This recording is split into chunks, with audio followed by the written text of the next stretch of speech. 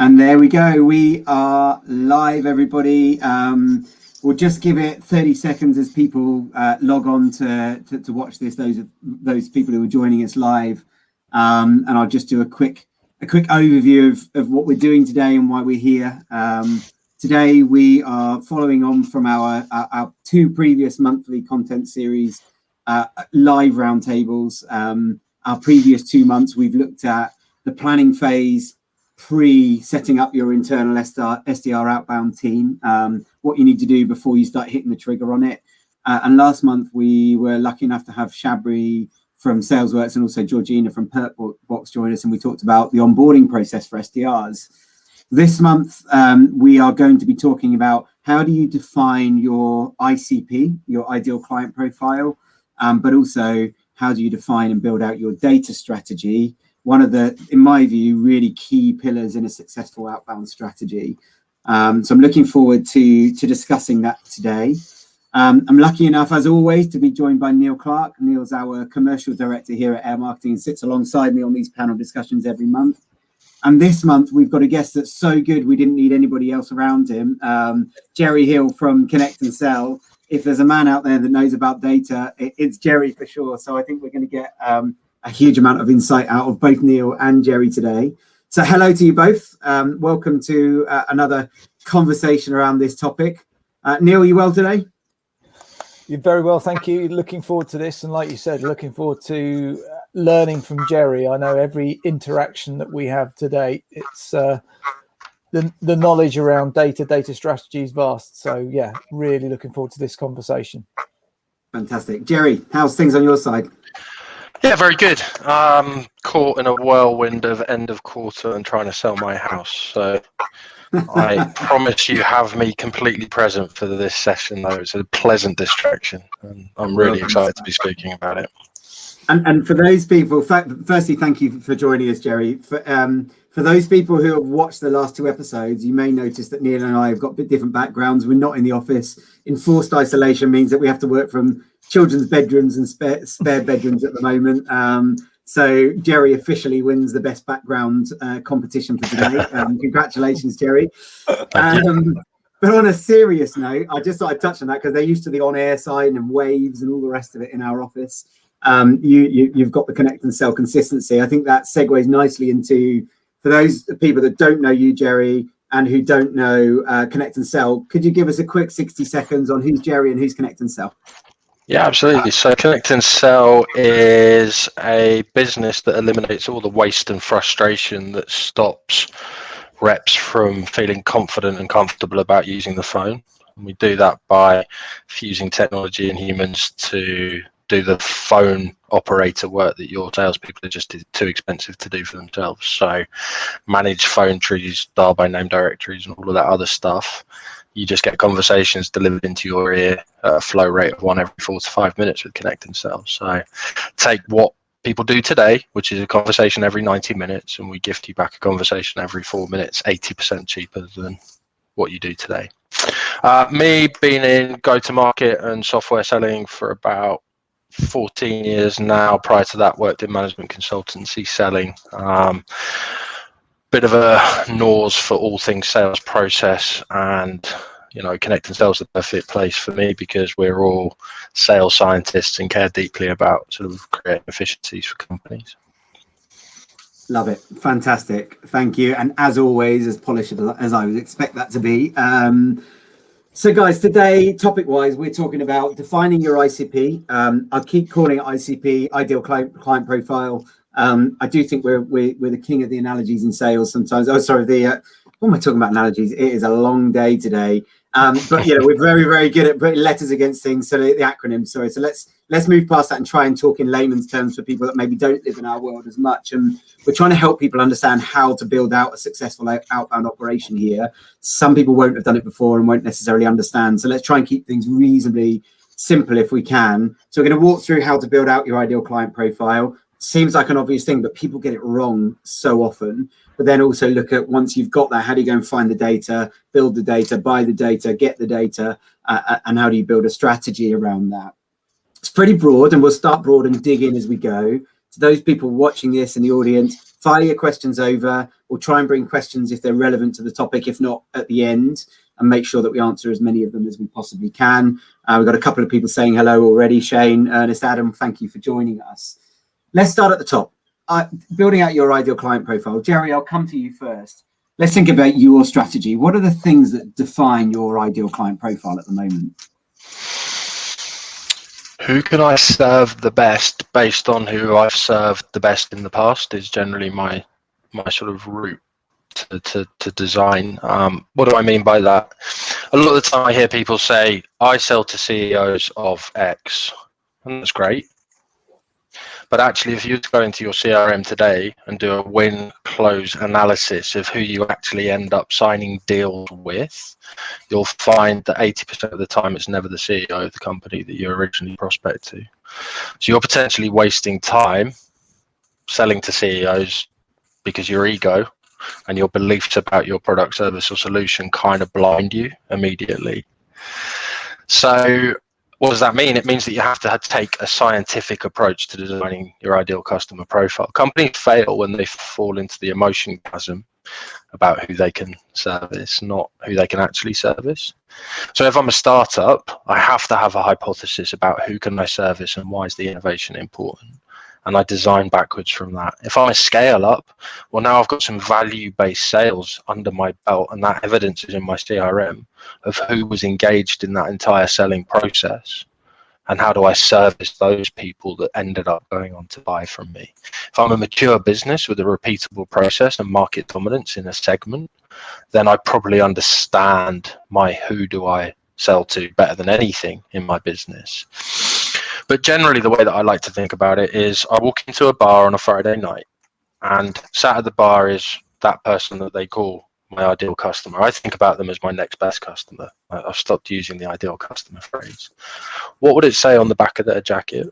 And what would the problems in very basic non-business speak be that they share with me? And once I've got an understanding of that exercise, I can then go back and backfill the data to help me populate who else that looks like that lonely soul at the bar on a Friday night I can service moving forward. Love that. Now that is an analogy, and it's a fantastic one. And I think, Neil, just to come to you, one of the things that we've learned internally is that when you ask somebody about their ideal client profile, and by the way, Gerry, I think that's a nugget, you dropping the word ideal, because I agree, I don't think it exists, but we're going to keep referring to it as that for now, because I don't want to confuse people. But Neil, my experience is people first go to things like sector. They'll be in that sector, or they'll be the CEO. So role and sector are the two that we see most regularly. We've done some work on ours, and it's fairly sector agnostic. It's more about things that are happening in the business, the stage that they're at, the value of their sale, those sorts of things that are maybe a bit under the surface. Have you anything to add to that? The things that you see regularly come into that definition piece? I think sometimes the sales and the marketing has to completely line up. So if you're looking at ideal customer profile, does that line up with your persona, with your messaging? Are you actually joining the dots all the way through so that your content, the problems and the pain points you identify all line up? Because otherwise it's very tough to, like you said, go out sector specific if you don't have case studies and examples and can lean on why things are pertinent around those. Yeah, jump to turnover, geographics, seniority levels, and echo and build, what Gerry said. We want to get as high as possible because we really set that out as the ultimate decision maker. But in many times that might be, budget holder might always be the CFO, the finance person, but we still might need to speak to the marketing manager or particular people within there. I think work around the why and the who has to be done so that then we can deploy. And I think it's about testing and refining. I think you can't get the perfect solution straight out the first, let's get 1,000 ideal records. I think it's about testing and refining. So as long as you keep using that feedback loop to find out where's it working, where's it not working, why, we need to go back and fix that bit. just blindly following and keep tipping in more isn't going to be the easiest way to do it. Yeah, really interesting point. You've touched on a couple of things there, and let's just maybe, sorry to do it, but list out some of the obvious things that we see people use that, all they all play their role in defining what you're going to go after. Let's be fair, they all impact or have some kind of contribution. I guess our point is that you don't just hang on the obvious. So we've got things like sector, so industries. My rule of thumb is work out the things that you exclude before the things you include. Quite often it's much easier to say these are the things that we shouldn't talk to than it is to say these are the things that we should, because that learning, as you say, Neil, often comes from the activity itself. Looking at the size of the organization, and again, I hear it so often, we can target companies of any size. Okay, what if they're one-man bands? Oh no. And equally, we all want to go after the brands in this world, but we all have to acknowledge it's a lot harder to win that business, and it takes a lot longer. What stage are you at as a business? Do I want to be going for the long win stuff right now, or do I need to get some low-hanging fruit run rate revenue in so that I can earn the right to go for that bigger stuff with good case studies, and I can pay the bills in the meantime? So things like that, I think, are key. You've got obviously the size of the business in terms of revenue and staff numbers, but then I think you get into that kind of second stage stuff, like what technology do they use? What stage of funding are they at? Are they using a certain sales technology, which means that you can plug into that? Are they using a certain CRM? Do they use a back end piece of website? Do they do a certain amount by e-commerce? Do they sell online or offline? Obviously, in the industry that you're in, those sorts of things make a difference. And then you've got trigger points like people moving role. We talk to people who are new to role or not new to role, or we talk to people who have just raised funds. And quite often those trigger points can be the definition of who's right to talk to, not based on what they look like, but based on the timing around it. Do you see weight, Gerry, I'll come to you. Do you see weight around any of those things that have a bigger impact than perhaps others? And are there any others I've missed off of that list? They're all tactical things. I wouldn't regard them as strategic things. Strategy is your list, right? Your list is your hypothesis. Your hypothesis is designed and determined by those tactical inputs. So where does your strategy start? I service companies with high growth imperatives, generally PE backed or M&A. Great. I now need to go and identify those types of companies. I then need to look behaviorally at what has happened in my business before to give myself the best chance of success with other people that look something like that. And then I use those tactical measures based on the analysis that I ran. I think the thing is, what we see is people talk about the scientific method in go-to-market and science of selling, but actually what are the things that we've failed to do consistently against those measures and those tactical things? It is we don't establish a hypothesis, we make a claim. All right, so if we make a claim, we can't build off a claim. A claim's just a belief, whereas a hypothesis is something you want to scientifically execute against and identify, learn from, and then relearn by looping that information back into the next hypothesis. And I think, and we'll get onto this in a little bit of detail in a moment, the kind of availability of information and the way that the data tech companies are structured has made us lazy about actually identifying and searching for the true gold in our ideal customers. Anybody can go and run a search to firmographic information now. Anybody can go and run a search to technographic information now. Anybody can set up job change triggers inside of Sales Navigator and LinkedIn and do the things that you need to do off that. That's all good, but that's not ultimately determining who your ideal customer is. That's just copycatting, and it's tactical. Why don't we in B2B selling start to learn better from the industries and the segments which do a phenomenal job scientifically at targeting? Here's a really good example. I need to recruit nurses for acute care. I use LinkedIn because I'm a recruiter. Here's the thing. Nurses don't live inside of LinkedIn. They live inside of Facebook. So actually ICP suddenly becomes an intersection that is more than just the list. It's how do I message to my prospects based on where they are? How do I identify their behaviors so that I can build my lists and my strategies accordingly? So if I go and search a list of nursing officers on LinkedIn, great, they exist, but they don't live there. So virtually everything that I do from that point onwards to engage with my ideal customer doesn't move the dial because I haven't recognized their behavior. And I think that that's the capability gap which most companies fail to recognize. If we had a live audience in person, I think you get a round of applause for that one, Gerry. It's a fantastic point, and it reiterates the reason we invited you into this discussion. Neil, I'm just going to take a question from the viewers, if that's okay. So Shane, I'll pop it on the screen. Shane's asked a question: what's the best way to discover ICPs as a startup if you have a handful of clients to start with? So I guess that the point there is, if you don't have the evidence to tell you what you're looking for, what's the best way to work it out in those early stages? I think for me, it goes back to what is the product or service designed for? Who's it designed for?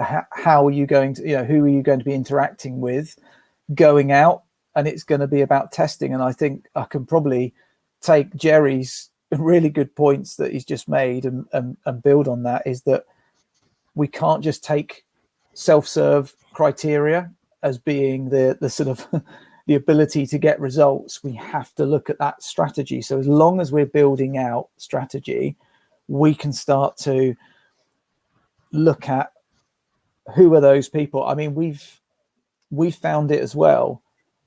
Copycatting hasn't always led us to copycat results and copycat revenue.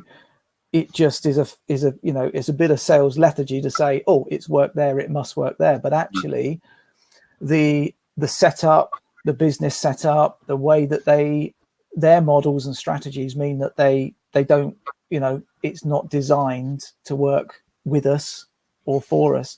So we need to dig under and just see who and how do we need to speak to, both as a business and pull that data and find it. I think it's testing. I think it has to be a movable, and I think Gerry's point of it being a hypothesis is absolutely right. And one of the things I was thinking of as you're speaking is the bit I wish I could go back and put right is how I input my data at each point so that I can analyze it properly once it comes through. So, we'll pull some data and we'll call it head of revenue, put a date on it and pour it in and say, right, there's our next wave of data. It's all ICP. But I wish I'd given it a much tighter criteria so that when we're analyzing it against other data sets, we can actually see where the success is coming from. And just by the date that we've pulled it and some kind of fairly rough criteria that we've pulled, it doesn't give me enough to analyze. We've got to dig in underneath it to find out what questions were we asking and what did we want to get out the back of it. Yeah, and it's okay to have multiple hypotheses running at the same time. They don't have to be isolated.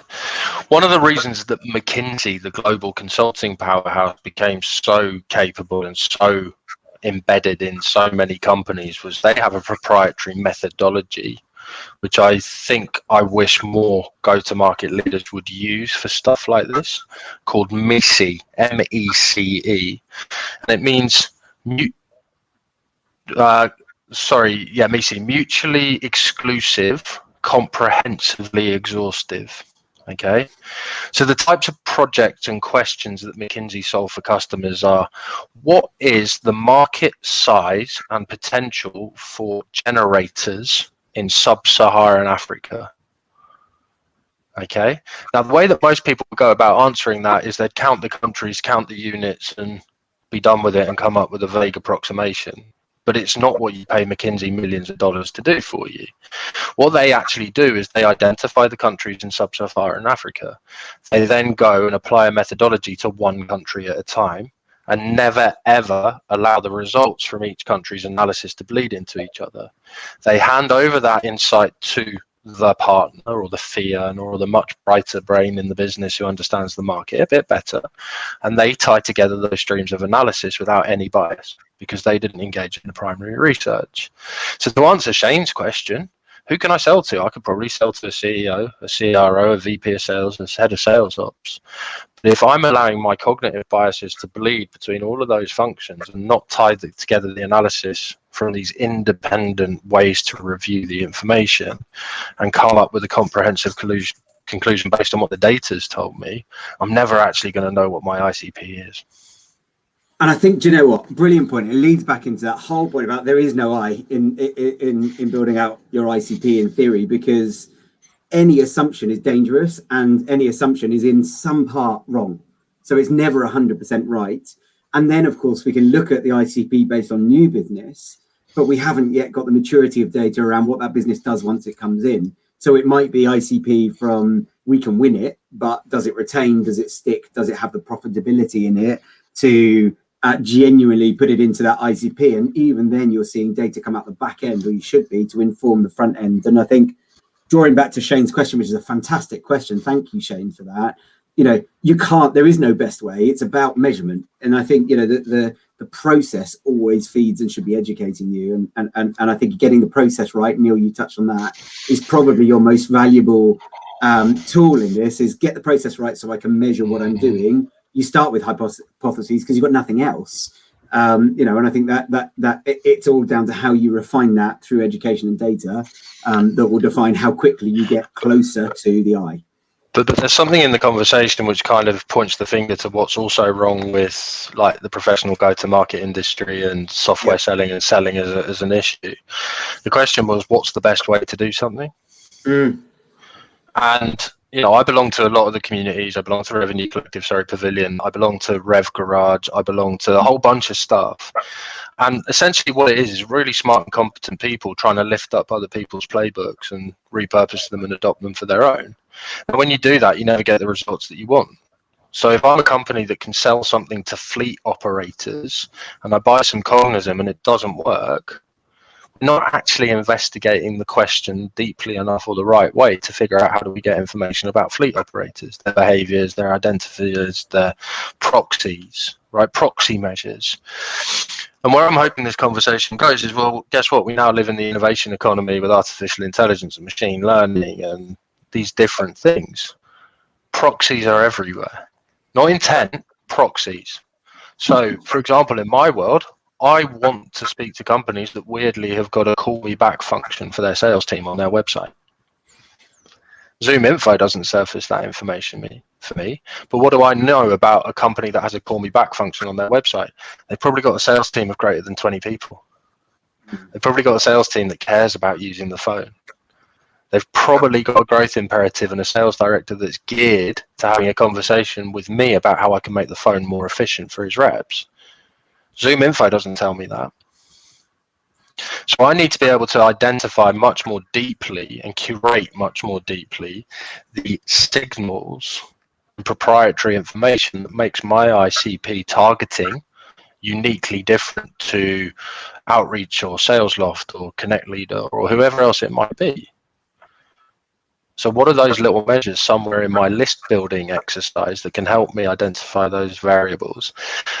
But again, it comes down from a point of maturity. And I think one of the things that, having been a startup executive and a scale-up executive, is a lot of the time it's just throw some grass in the air. But unless you're willing to throw grass in the air for 5 or 6 different things and run your process scientifically to get response back, then you're not going to get anywhere. And I think I'd summarize that really brilliantly in the way that my good friend Ryan Reza and Sean Cease would summarize it for us, which is what is the point of having an ICP? It's to identify the right prospect against the right time when you can service them in the right channel, the channel that they prefer to engage in, with the right message. So if that could become your North Star metric for how you build your list, then that's pretty healthy, because what do we know? We know that which means that Gerry, then I'm back, I think. Yeah, you are. So yeah, what do we need to use as our North Star? Well, we need to run experiments to determine what's the right message, in which channel does my audience live, what's the timing, and we can use that by having a conversation and circle back when the timing's correct, and we just need to identify the right people. And again, that comes out of just information gathering. Right channel, right message, right person, right channel, and you've kind of got a Right really timing. good mandate. Love it. Love it. Look, guys, I'm going to move us on because there's more. There's so much more we've got to get into today. I think we've debated a bit of how we define ICP a little bit there. I think some really valuable discussions, guys. The listeners and watchers, Gerry, are loving your input. So thank you so much. Let's talk about, you touched on Zoom info there. So I want to bring in and try to help people understand where they can go to find and get data or build data, because of course there are many options on that. And I think you've touched on it already, Gerry. What's right for one might not be right for another. So maybe we can pick out some of the suppliers we've worked with, some of the pros and cons of them, that sort of stuff, and help people understand where to look. So you've touched on Zoom info. We've got other suppliers like Cognism, Sales Optimize, Bowhurst, those sorts of guys. We've got the sort of plug-in tools like Lusher, Lead IQ. We've got the obvious Sales Navigator, LinkedIn Sales Navigator as a tool. And then we've got suppliers, and we work with some of these like RD Marketing, Data Broker, who kind of give you data that meet a set profile that you might buy in a batch. And Neil, I'll come to you first. Maybe you can touch on some of your experiences in there in terms of where you felt things are a better or a worse fit. That is a tricky one. I was hoping you weren't going to phrase it like that. All right, let me try a different way. Let me give you two. No, go on. If you're game, go for it. So let me caveat this by, it doesn't take a lot of Googling to look at the sales tech landscape to see that it is paralyzing in what is, and I think this is where people search for the best. You know, what is the best kind of tool or way to get there. I think I'm going to try and pull in some of that ICP and say that effectively it's got to be around that data engineering. So Gerry going for a right time, right message, right. I think that's true. I think quality and consistency has to level out. And if you try a platform such as a Sales Optimize or Cognism or something like that, or Zoom Info, and it's working, you can build on that. You can enrich it. You can append it. You can use it as you wish. But I think if you keep moving and jumping around, you're never going to have a control of which you can start to measure. Are you having a more successful message? So if all of those criteria that you're trying to find, right time, right method, email, conversation, LinkedIn, Facebook, all of the different comms channels, if you're continually changing and moving all of those, it's impossible to see where the success is and measure them truly. Gerry, help me out here. I'm sure you've got a lot of experience of those different tools, but that's my kind of 2 seconds worth on it. It's great. Before we go to Gerry, Neil, I just want to say one thing, which I think is really important from the outset, that there is no such thing as perfect data. One of the things I hear in the market time and time again is, we bought data from here, we subscribe to that, and it's not very good. And I think coming back to your point, Gerry, earlier about asking questions of yourself, and what does not very good mean? Because you can't go and get a list that's going to have 100% success rate. It is impossible. For me, data, we use the phrase fishing in the right pond. You've got to make sure you're fishing in the right pond. If you're in the right pond and then you're learning for it, you move around and you get better. If you're not learning from it, you stay in the same place. But never expect perfection. You're not going to buy data or bring data in or build data that does everything you possibly want. It's about having a minimum level of acceptance and then moving up from there. And I think just starting with that in your mindset, that you can't buy data and just go, oh, it's brilliant, it's perfect, every person is right on that list, there's no inaccuracy, everybody meets the criteria we expect. You just can't have that expectation. And the moment you go to market with that, you set yourself up to fail. So I just wanted to highlight that. And Gerry, over to you. So I've got a really radical view on list buying and list function. Now, I believe that if you can, you should buy a bit of everything. Okay, you shouldn't isolate yourself to a vendor. You should distribute the risk across a range of vendors. Now, here's the really controversial bit. I'm a great believer in, this is not the job of an SDR to build lists for your business. And most people give that work to their sales development reps. Why is it not the job of your SDR? Well, it falls around 2 reasons. Your SDR is not the custodian of company strategy, right? If we believe that list, your ICP, is a company strategy exercise, then only 2 people in the company can build that, the CEO or the CRO. Now, they can obviously pass off the physical building of it to other people, but it shouldn't go down to the people that need to execute conversations for your business. Right. So you can take a huge amount of time and administrative burden away from your reps by believing that. So what do you replace that with instead? Well, I'd hire a data person, a data team even. All right. And I've got a success story. I can't talk about the name of the company, but they have a data team. So instead of going out and hiring an additional 10 SDRs, which most people would have done, believing that that's the way you drive throughput, they went and hired a really smart data analyst and bought subscriptions to data assets. And then they started to, guess what? Review all of those data assets, research those data assets, clean, validate, refine, prepare, and then just gently pass them off to the salespeople, so that salespeople didn't need to worry about it. Now, a lot of people are going to say to me, Gerry, that sounds really expensive. And the gateway to buying that is a little bit expensive, but it's no more expensive than hiring your 10 reps. Now, here's why it matters. If I run a test drive using ConnectAndSell just on generic Cognizant data, Zoom info data, sales intel data, we're still going to get bad data. We're going to get bad data at between 8 and 10% of those call attempts. And that will change between vendor, and it will change between market, and it will change between sort of core demographics and countries and stuff. But that's broadly where we still sit, even if that's brand new data from one of those traditional targeting vendors. Now, this customer of mine who buys a little bit of everything and has this data resource overlay inside their business has 0.01% bad numbers. Wow. That's a 9 to 11% capability gap because they resourced and took their list fundamentally seriously. And I don't believe that we should be gifting this administrative work back to people that aren't our custodians.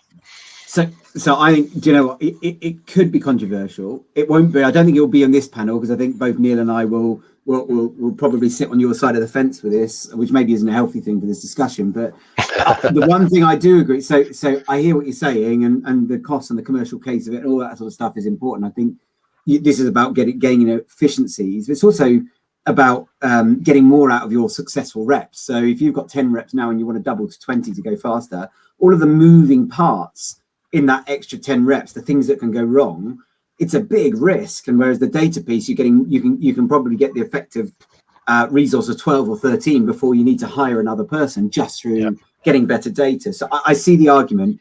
The other argument is that it slows sales reps down. Good reps are hired because they're good at talking to people. They're good at tailoring message. They're good at knocking doors down. They're good at connecting with people, building relationships, all that sort of stuff that gets you an outcome. Why, as a company strategy, would you want to take them away from that and get them doing something that they weren't hired for? Get them doing something that isn't their expertise, that they haven't been trained to do. And I think that's the second component of that, is that we're stopping people from doing it, which slows, snowball effect. The faster it rolls, the bigger it gets. And we take that away from people. And I think if you spoke to any SDR who was honest, yes, there's a little bit of, I like to build some of my data because I get to identify X, Y, and Z. And I think that's okay.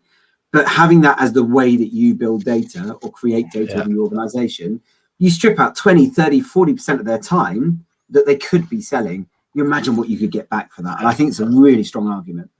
And there's also some really, they're not measured Gerry. On it. No, I was about to say, Neil, they're not measured on it. And it kind of goes back to a job spec exercise.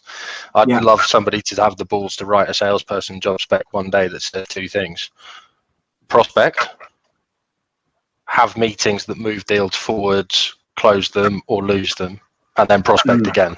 That would be the entire job spec. It would have nothing to do with list building or any of the other stuff. So, love it. Neil, what were you going to say? I'm just saying that rarely, although it's becoming a larger and larger part of either self-generating pipeline or qualifying. And that's the bit that you can get as the kind of, when Gerry said about taking a bit from everywhere, I thought, oh man, we're going to have a good debate, and then moved into, because it should be pulling everywhere and it should be a data and an analytical piece. We are totally on the same page there. It is asking a lot for someone to be so well-rounded, and then you get through to how much of their time, looking at SDR targets, looking at SDR measures, looking at we're interested in moving stuff along stages in a timely manner to closed won, or nurture, or what we do on that front. And this is what there are many ways to achieve one thing. What we're looking to do is to have our salespeople have more conversations with people who are more of the time, so they can get more of the right outcome. One way to do that is to hire more people doing the same thing. One is to use Connect and Sell, or a technology that makes you go faster, and the other is to try different channels, or find the channels where you get better output. And the other is to be more efficient with your data. And I think that Gerry, my comment to that would be, it's the one that people understand the least, and it feels less direct. They don't see the journey, can't understand the journey, because often CEOs or VPs of sales aren't necessarily data people. But I think what we're arguing here is explore it, because there's a very good opportunity you could be missing.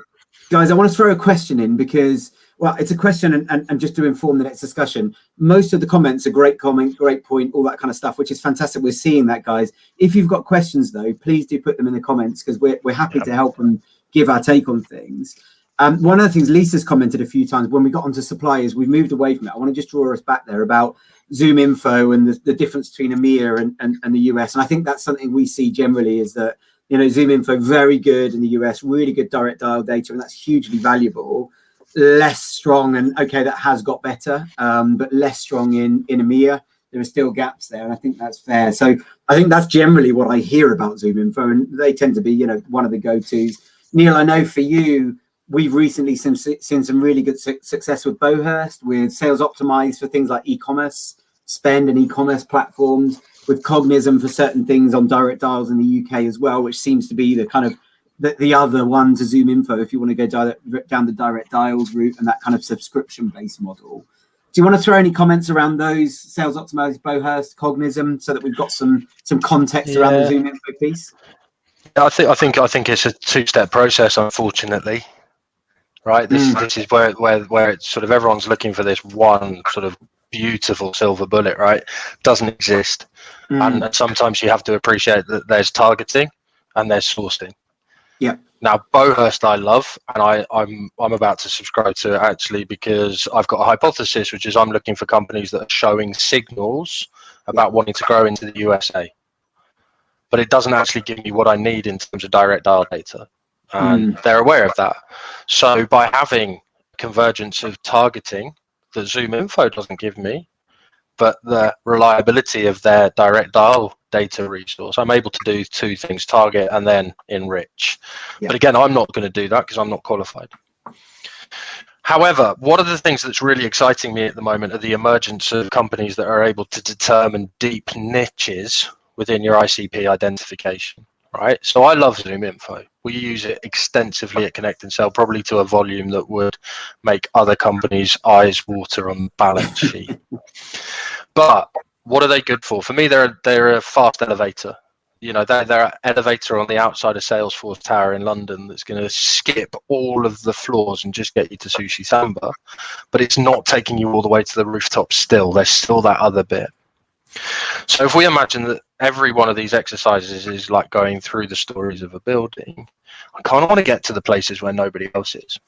Right, that's the goal of my business, is to be differentiated and so on.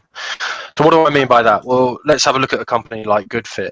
GoodFit, a company that can review proxy measures looking at companies' websites for you and determine whether or not they're going to be a good fit based on that call me now function on a website. For me, great.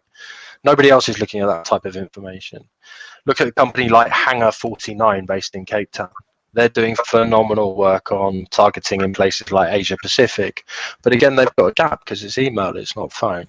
Look at people like Growth Intelligence, who are taking MarTech type technology and overlaying it and giving that information back to salespeople. And, they've got really interesting insights into fleet operators of all things, right, that you would never find inside of Cognism or Zoom Info. Look at companies like Lead Genius, who are going to give you the scalability of a Zoom Info type solution, but they're going to overlay that with an analyst to actually do the work for you at a bespoke level as a service. So there shouldn't be reasons, but it's the fact of the matter is that these sort of more thoughtful and intelligent lead design businesses probably aren't in the public domain yet. They don't necessarily need to be, because they make phenomenal livings doing high value and high importance work to companies that value it. So, you know, a lot of customers will never say we use ConnectAndSell because that's their secret sauce, right? In the same instance that a lot of businesses here that I just called out, Hangar 49 Growth Intelligence, Good for Cloud Lead and Lead Genius, they're not necessarily telling you what they do. And then, Christ, we could go one step deeper and look at something like Ryan Resart's Phone Ready Leads, right, where he's going to ingest 20,000 records, have virtual assistants call all of those people for you and bucket those into the people that pick up the phone. So you can imagine a workflow all of a sudden, which is identify target using Bowhurst, confirm target using Good Fit, enrich data using Cognism or Zoom Info, pass data over to a VA to validate and bucket into channel preference, and then your salesperson just literally goes, brilliant, I'm having a conversation every 30 seconds on that bucket. But and the time and effort that it would take, your CFO gets scared, right? Yeah, but yeah, I mean, it depends on the CFO. If you've got a CFO that turns up to kick off wearing a t-shirt saying I love salespeople, he's probably not going to be that scared. But if he's got a t-shirt that says I hate salespeople and they're just a necessary evil and I can't wait for the onset of the buy button, then you're always going to have to fight uphill there. So it depends on commercial orientation. But I don't believe that anybody should be thinking about shortcutting this stuff, because shortcuts leads to expensive go-to-market, not cheap go-to-market, and you're not dominating your niches. So So I hear you, and I think the way you think is exceptional. One of the things that I'm keen to emphasize, though, is that a lot of the people that will consume this content will be people at the beginning of their journey, and that's something to build towards, right? That's something you're not going to get overnight. And I think you need a starting point. So your starting point was, Zoom Info, Bowhurst, and then do more with it, enrich it, human verify it, all that sort of stuff. And I think that's what you're working towards. But I think if we just try and strip it down to the basic starting point, Bowhurst, I think you've emphasized there, and Neil, your experience is the same, I think, is very much around, what companies are doing, triggers, trends, behavior. Cognism, Zoom Info, much better at the direct dial data and getting the actual telephone number to then go and do it. You've got Sales Optimize that, in my experience, are very focused on and very good at the e-commerce. What technology are they using? How much are they putting through their website? They do other sectors as well, but I know they're very strong in that area. Neil, can I get your take on those suppliers and any others that you just want to shout out or acknowledge so that people can go and do their own research on that? And then start to think about Gerry's point about what do you do after that? Yeah, I think to Gerry's point, I've rarely seen something that is a one size fits all. Typically, you will have to knit two things together as a minimum. I think the one thing that I've been guilty of in the past, and I'm sure is that we use some of these, so Zoom Info, Sales Navigator, Lusher, and then we won't use them to their full potential. So actually, a lot of these tools will do a lot more than we give them credit for, or we learn it, get into a very quick shortcut way of identifying either new prospects that are coming or a very comfortable way of using it, and then don't dig deeper or don't speak to the reps or the account managers to say, like, I'm using it this way, what other questions can I ask it? And I think there's a low utilization of the sales tech out there because it serves one purpose. We've searched for all the sales, head of sales and those seniority levels in this industry, and we're just going to keep hitting reset and repeat all the time. And I think that's not the greatest use of it. Gerry's point, I think, is a really good one, in that find those little bits of, specialized areas where you can find out what ad tech or what e-commerce they're running and things. And we go right back to the start of the conversation, work out how we can dig around. And if we ask the right questions, we can make some assumptions, and then we can move forward then and start to call and contact these people.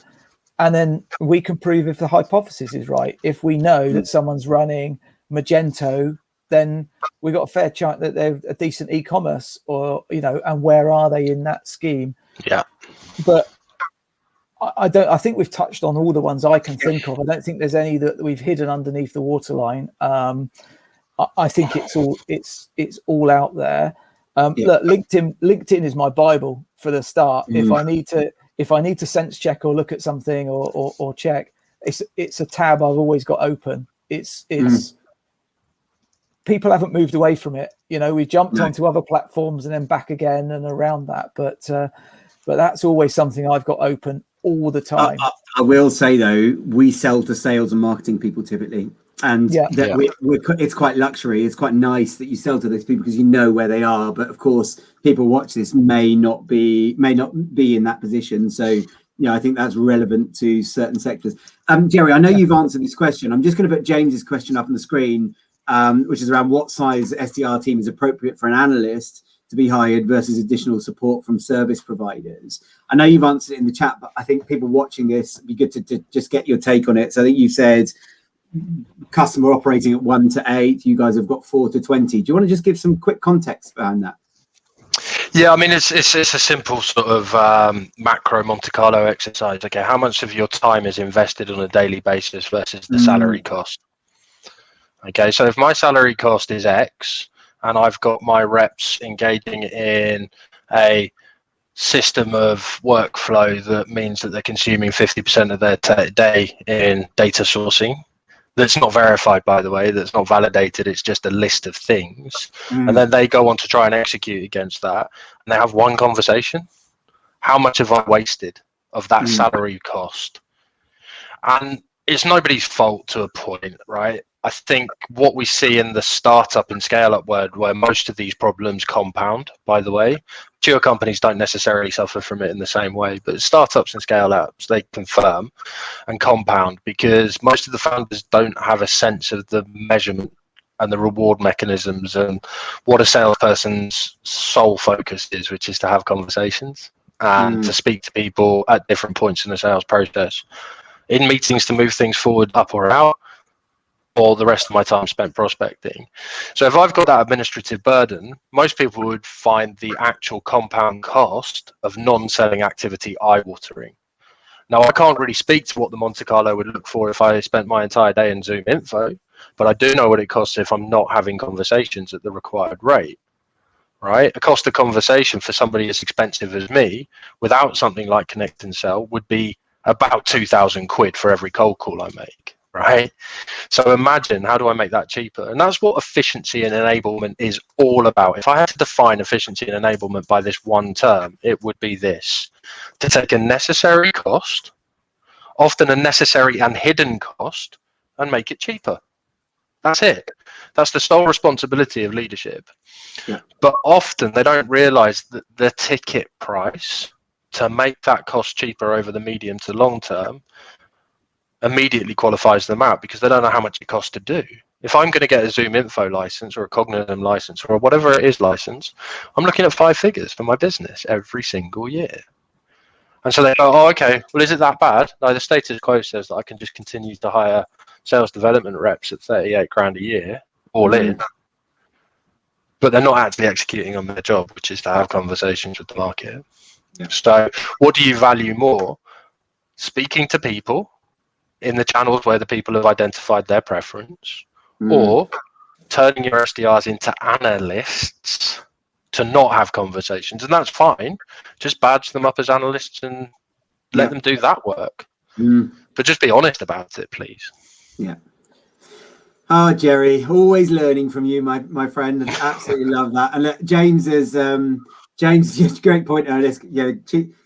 Cheap is expensive, so you do it on the cheap and don't get the right outcome. I think it's a really valid point. James has suggested he'd like to have the opportunity to pick your ear after this, and I think I know you know James anyway. I can see that you've had an interaction before, but it's well worth picking that conversation up, and that's what these events are about: connecting people and learning from each other. So that's fantastic to see. Thanks for that, Gerry. I want to move through, and actually, Neil, anything you want to add on this before we move on a little bit? No, if you came to me, I would have said it in a far less eloquent way, which is do the maths. It's the psychology of employing someone as an asset, even though they're netting not the result you need, versus signing off on tech and licenses, is so very different for a P&L and for a budgetary purpose. And that's where you need to make data-driven decisions and not emotionally led decisions about building a team. I've got a great team. Well, you could have a great virtual tech team, but it doesn't mean that it's empowering your 1, 2, 3 SDRs to do what they want. I think I've learned a phrase, and Neil, you taught me this, and where you were talking to somebody else, and you sent me an article about this over the weekend, which is about the HIPPO, the highest paid person's opinion, or whatever it is. And I think that's a really good, relevant point when it comes to this. That if you go back to the question we had earlier, from just looking back up who it was that asked the question, Shane, who said, where do you start? And my guess is it's with the highest paid person's opinion. It's right. We're starting out, we're 6 months in. I think we need more of those customers and more of these. And it's based on a wish or a desire or a preconceived idea rather than any science, any data. And it's about encouraging people to make more data-led or data-informed decisions in their business. And really, in the first 3 months of any business, if you know what your ICP is and what data strategy should be at that point, then flipping hell, you've done something really right, because the right thing is to not know, but to have the mechanism in to learn. And I think, Gerry, your point around investing in an asset, people, a team that understand data, that will fast forward your learning process. And I can see that the speed to ROI, but also the multiplication of ROI being so much better out of each and every SDR. So the scale just multiplies. It multiplies and multiplies rather than adds and adds. And we all know what happens when you do a times instead of a plus on numbers. So, I think we've made some really interesting points that will hopefully encourage some thinking for people around their data strategy, and understand that it's not just about buying some data, putting it in and calling a list. Yes, that's one way of doing it, but go back to cheap is expensive. It's a cheap way of doing it, but in the long term, it will certainly be expensive. I just want to touch in the last 5 minutes before we go to any other final questions that we've got and sort of wrap up thoughts for today on some of the process related stuff. And I know it's boring to some extent, but I do think people get a fear around things like GDPR with data. They don't know what they can and they can't do. Maybe some organizations are very crippled by this. They're scared of doing the wrong thing. They also don't know what good looks like. And I wonder if you've just got any 2-minute take on that. Gerry, I'll come to you first because you've added so much value today. Is there anything you'd say around that process thing? When you get data, what do you do with it? How do you treat it? How do you make sure that you're not doing the wrong thing with it? Because I think that's as important as getting it right. Yeah, I mean, I don't know. I've always sort of struggled with some components of the regulation because it was designed around B2C fundamentally, not B2B, and it bled in. So I've always struggled with it, and for me it's arch business prevention, because the second the business-to-business economy starts to contract as a result of your inability to execute outreach well, that affects global economies. So for me, it's not a thoughtful thing. But you need to be respectful of it because you're exposing yourself to risk if you abuse it. So, you have to be aware. Now, this is why I like buying data, not building data, because you can separate yourself from the sourcing mechanism and you can use their GDPR framework as your GDPR framework. It becomes a proxy. Best example, where did you get my name from? We buy a GDPR compliant B2B database called Zoom Info. Here's the information. I can send it following our call. You could maybe benefit from it if you want to be that cheeky. The key point is that you've got a point of difference that you can put it at arm's length, and you can make a note of that conversation. You can take somebody off your list. You can expel them. You can expel them. One of the things I'm a bit cautious of at the moment is I don't know if our companies are doing a very good job of actually teaching reps how to deal with the GDPR issue when they confront it. My experience is, I guess, people that have conversations, I don't see GDPR often. It's not something that ever really creeps up into my world first contact. So it's not something that customers or prospects are mindful of. Do you know who's mindful of GDPR? Professional data protection officers. Yeah. Not VPs of sales in companies that you're outbounding to, or CFOs that you're outbounding to, or CIOs that you're outbounding to. So be brave, be bold. Understand the limitations and understand the provenance of the data, because if you do get it wrong, you've only ever got one chance. to make that initial outreach, and then it's gone forever. One of the things that I'm a little bit more interested in at the moment is seeing how companies potentially deal with new regulation in America that's emerging at the end of this month called the Shaken, which is about phone number attestation and being able to attribute phone calls back to their source point. That's actually got potentially more far-reaching consequences for companies than data protection or TCPA or California data protection or GDPR or any of those other things, because it's actually now the first time a route to mechanize the data is being called under scrutiny. The second thing that I think I'm a little bit mindful of tactically at the moment is some of the stuff that's happening on iPhone. You know, the ability to switch off unknown callers, the ability to take cookies off and ad targeting and so on. You know, good friends of mine who've been in ad tech businesses now don't have jobs anymore because iOS is completely shut off the ecosystem, and that's for B2B advertising, cookie tracking and tracing as well. So what do I see? I see the potential landscape for B2B outreach constricting even greater and more, and narrowing the box even greater. So what do we talk about as an industry today? We talk about badly executed email automation. We talk about badly executed LinkedIn automation. We talk about terrible and horrific cold calling experiences. With those channels that we had potentially an opportunity to create white space in digital advertising, ad tech, Facebook, on mobile device, those are getting eliminated left, right, and center right now. So the key message here is design your targeting and your message to be as high quality as it possibly can, but don't be scared to run it at velocity, and then have something prepared for the day that I cold call Owen and Owen says to me, where did you get my data from? This is in, you know, breach of GDPR. Know what to say, deal with it calmly and confidently, raise it to your company's data protection officer, purge it from your database immediately, and just then move on to the next thing and don't even give it a second's thought. So some data around that, Gerry, just to support your argument. We know that internally, and we make a lot of outbound cold calls, just like you, we see a reference to GDPR out that needs an action on less than 1 in 1,000 conversations. So that for me tells you everything you need to know about the impact it really has. Now, okay, our strategy is an ethical one, so we get data from the right places, we validate it, we process it the right way, all that sort of stuff. So we know that we're covered anyway, we're doing the right things.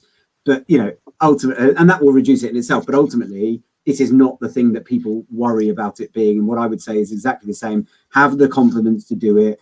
Do the right thing when people ask you to get rid of their data or to send them their data. But understand that if you've got your process documented, if you've got data the right way, and if you look after data and you do as people ask with it, which is very rare that they ask you to do anything with it, most of the time you'll barely even notice that it's there. And I think that you know, it's been built into something that it's not, for sure. So I'm conscious of time. We've got 2 minutes to wrap up. Neil, I come to you because I know that we've asked a lot of Gerry today because his expertise is so strong. Any sort of final wrap up thoughts from you, or any takeaways that from the discussion today that you'll be taking away with you as a top 1, 2, 3 points?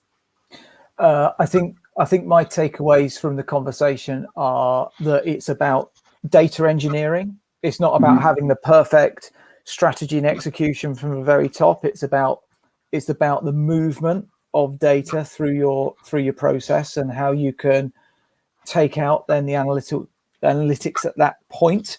I think it's about having realistic expectations. So it's about knowing that what you've got is 1,000. If you take 1,000 records, you've got 1,000 suspects, not 1,000 inbound leads. You know, you've got to be taking that as, and also, look, if out of 1,000 connections you get 50 leads out of that, you've had 950 intelligent potentially. I know you've binned a lot off, but you've got some really good information to scoop back in to re-inform your strategy. You're building your business intelligence up as well as your leads. So I think that's one thing. I want to make sure we don't lose the forgotten 95% out of everything we tip into to the data strategy.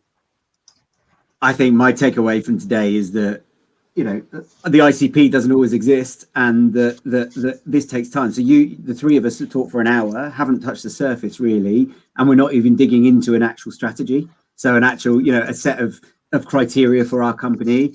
too many companies will start by saying that sector, that size, this, that, and let's go and buy the list that looks like that. And I just think, if you put it on a scale of 1 to 100, you're certainly not getting past 5% of the way through the process by doing that. Exactly. So take it serious, understand that it's a key part of your business strategy, and invest in it beyond just ticking the box. Gerry, anything final thoughts from you? And I think that's a good way to wrap up. Yeah, don't be scared to run experiments in parallel. Treat everything all the time as an experiment until you have enough evidence. Use the evidence to build your list. Use your list to go out and dominate your market. Like, I know that sounds like a redacted version of this entire conversation, but you've got to start in the right place, and that's just to have a scientific perspective on what it is that you want to achieve. Love it. Absolutely love it. We've got the thanks, great stuff comments coming in. You guys rock, all the rest of it, which is brilliant. Thank you to everybody for joining us today. Next month, we'll be looking at, I think, another good topic, which is, what is it we're looking at? We're looking at sales technology, I think. So we'll be getting into, no, we're not. We're looking at channels and sequences. That's it. Sales technology is the month after. So we're looking at how to pick your channels, how to look at sequences. So another one that I think will be really interesting. We'll get lots of different opinions on. But for today, guys, we have to wrap up. Thank you to everybody who's watched and listened live today. We've had some fantastic questions and lots of encouragement and cheering on from the sidelines, which is very much appreciated. Neil, Team Gerry. Team Gerry, absolutely. I also noticed that I went to Final Thoughts with Gerry, which took me back a few years to Gerry Springer, but not unintentionally. Well, I'm in my little trailer, so maybe. Oh dear, there we go. Bruce, Captain Kirk on there saying thanks, gentlemen, as well. Guys, thank you for watching. Thanks, you can get the recording on this. It will come out to people that registered, but if you need it, let us know if you didn't register for the event and you're watching this live. Neil, thanks for your contribution as always. Gerry, I'll let you give a little shout out. If anybody wants to get in touch with you to discuss Connect and Sell and how to go faster with their prospecting, what's the best way to do that? 07702 034081. 100% channel acceptance on the phone. Love it. Love it. Practice what you preach. Now that has opened up some calls. We did this on my podcast a little while back. I doubt you got any calls, Gerry. Hopefully you get some this time, but people using the I did. I got a second sort of 7 in the morning one from someone in the US just asking for some mentoring, so nobody actually pitched me on anything. But it's fine. At least they did it, right? Love it. Love it. Absolutely. Well, there you go. Gerry Hill giving out his phone number live on LinkedIn. We will end on that note. Guys, thank you very much. Have a good rest of the afternoon. All right, guys. Thank you, everyone. See you next month. Thank you. Cheers.